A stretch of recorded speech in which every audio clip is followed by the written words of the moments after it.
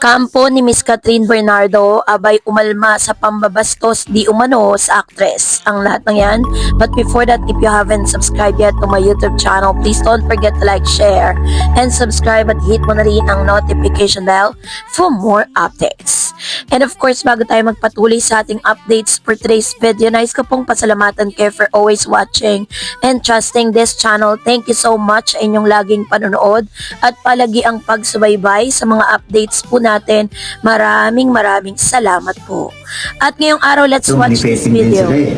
Sino? Na parang sa tunay na buhay, parang si Catherine Bernardo talaga yung hinahalikan nila. Ay, ano ba yan? grabe. Parang pinaglaruan nila daw yung Yung Sandy. Oo. Diba, ni Catherine? Yung isang branch daw ng bangko dun sa sa Cebu. Oh. Ayun nga, merong Sandy dun sa labas ng bangko. Oh. Tapos, merong nag-post ng mga picture na parang sinexualize nila yung Sandy ni Catherine. Ang alien naman ng mga yan? Ikaw talaga nagsabi ng alien. Oo, kuya. Eh, ba't si Catherine pa? Andito naman ako. Ay!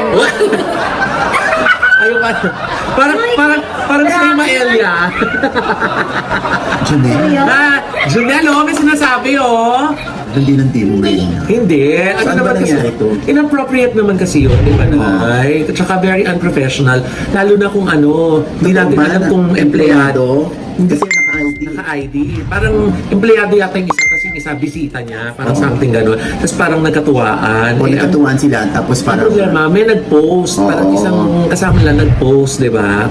Kung kumalat, nagalit yung mga fans ni Catherine. At Ano syempre, sabi nila, they won't take it sitting down. Eh, di na lang sila. Gaka? So marami nagpaabot ng reklamo nila dun sa nasabing bangko. So, kumilos pang bangko, meron ba silang statement? As of Feb 21, so hindi natin alam na kung ngayon meron na. Pero as of Feb 21, wala pang lumalabas ng statement yung bangko. Kung meron na silang tinake na disciplinary actions dun sa empleyado nila na involved doon. Eh, naman ay, kani yung nakita sila Sa kalagitnaan ng February 2026, isang larawan ang mabilis na kumakalat sa social media na nagdulot ng matinding sama ng loob mula sa mga taga-suporta at netizen.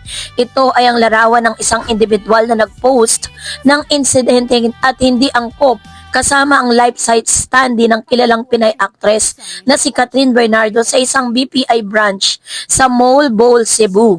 Ang viral na larawan ay nag-trigger ng malawakang pagtuligsa, panghihinayang at discussion tungkol sa respeto, paggalang sa mga personalidad at kung paano tinatrato ng lipunan ang mga representasyon ng tao sa mga material na bagay.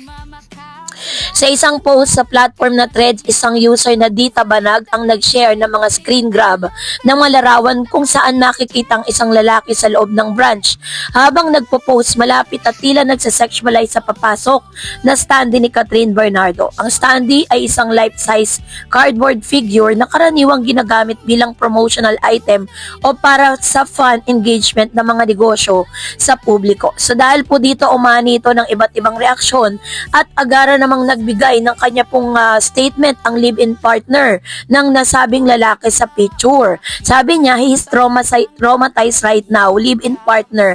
Isa siya sa mga lalaking gumawa ng kalaswan sa standee ni Catherine Bernardo. Nagbanta sa Circle of Stars at sinabing traumatized na ang kanyang minamahal na partner. Mensahe ng babaeng kinilalang si Rhea Paquera. Hello, kindly delete the leaked pictures of BPI issue from your post or else I will report your page. One of you, the guys in that picture is my partner and is traumatized right now. Hindi niya na alam kung anong gagawin kasi pinost. Sinabihan na niya yung katrabaho niya na wag i-post kasi bawal yun sa work nila.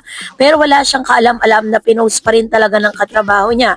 Maaalalang nitong Feb 20 ay nag-viral ang mga larawan ng dalawang lalaki sa Mole Bowl branch ng BPI sa Cebu at makikitang gumagawa ang mga ito ng malalaswang bagay sa standee ng kapamilya actress. Kinilalang lalaking nakaitim bilang si RJ Buaya, ang live-in partner ni Rhea. Sa mga lumalabas na imahe, ang isang lalaking kitang-kita na nag-kneel o nag-pose sa masaselang paraang hindi lamang simpleng larawan kasamang standee, kundi tila may kalintulad na ekspresyon o galaw na nagbibigay ng dik-angkop o kahulugan sa imahe ni Catherine. Dahil dito, maraming online users ang naglabas ng kanilang pagkondena at malakas na reaksyon sa hindi ka nais-nais na kilos. So, marami ang nag-react sa social media, ang nagpahayag ng pagkabahala at galit, partikular na ang mga fan community si Catherine. Ang posisyon at galaw ng lalaki sa larawan ay tuliligsa bilang kawalan ng respeto at labis sa objectify. Isa sa mga comments sa threads ay perfect example na it's not what you wear, it's what how they you see. Karton na yan pero nagawa nyo pa rin i-sexualize. Netizens reaction. Para sa karamihan, ang pagsasagawa ng ganong post ay hindi lamang basta biro. Ito ay isang uri ng pang-aabuso sa imahe ng isang tao kahit pa ito ay isang standee lang. Ang ganitong mga kilos ayon sa kanila ay nagpapakita ng mas malalim na problema sa pagtingin ng lipunan sa kababaihan at sa mga pampublikong personalidad. May ilang mga netizen ang nagtanong kung paano pinapayagan ng isang opisyal o empleyado ng bangko ganitong behavior sa loob ng kanilang establishmento. May mga nagrekomenda na imbestigahan ng mga CCTV footages o tanungin kung ang mga taong nasa larawan, empleyado nga ba ng bangko at kung sila ay nakiusap at nakiako sa posibleng paglabag sa professional conduct sa opisina. Hindi lang basta maliit sa isyong viral na larawan. Ito ay naging simula ng mas malawak na discussion tungkol sa kung paano dapat tratuhin ang imahe ng sinumang tao, lalo na ng mga artista na may milyon-milyong tagahanga. Dumaloy ang mga komento mula sa mga netizen na nagpahayag na hindi dapat basta standee lamang, kundi may representasyon itong dignidad at respeto ng aktres. Bilang isang babae at artista, siya ay dapat igalang at hindi gawing biro o sexual na bagay sa social media. Ano man ang layunin, hindi dapat gawing trend ang sexualization. Ang ganitong reaksyon ay nagpapakita ng mas malalim na pagtingin ng lipunan sa gender respect at sa public behavior sa social media platform. Ang viral post ay nagpasiklab ng maraming meme, reaction post at discussion sa iba't iba pang social platform gaya ng Thread, Facebook at Reddit.